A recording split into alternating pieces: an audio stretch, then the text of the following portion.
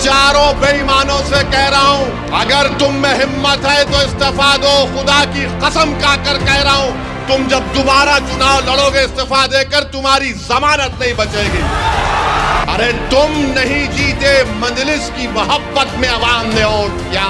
तुम्हारे बाप की वजह से तुम नहीं जीते, सीमांचल के गरीबों की वजह से तुमको कामयाबी मिली। ये 4 के 4 जब निकलकर लालू के घर पर गए, 4 के पैरों में चप्पल नहीं है, नंगे पैर बैठे, और लालू उसकी औलाद के पैर में चप्पल है। ये तुम्हारी इज्जत है। यहाँ पर महागठबंधन ने सीमांचल में जनसभा की तो इसी कोचा दामन के मौसूफ ने आखिरी सफ पे उनको बिठा दिए और फोटो डाल रहे कि मैं बैठा हूँ।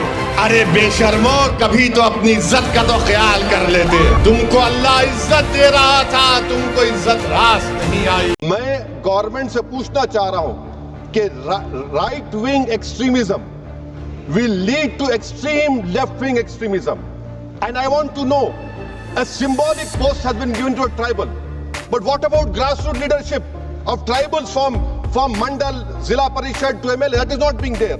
Usage of false encounters, demolition of homes, creating an atmosphere the dignity of tribals and Muslims is taken away.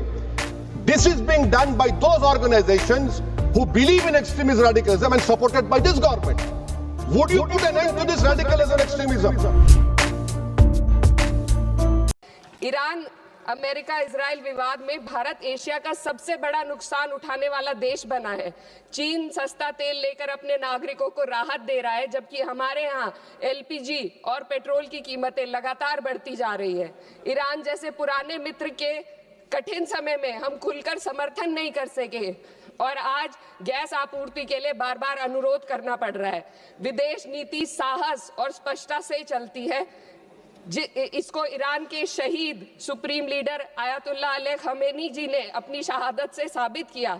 36 साल की उम्र के लीडर ने कभी 56 इंच की छाती का दावा नहीं किया, बल्कि जब जरूरत पड़ी तो अमेरिका के सामने झुकने की बजाय उन्होंने शहादत को गले लगाना पसंद किया।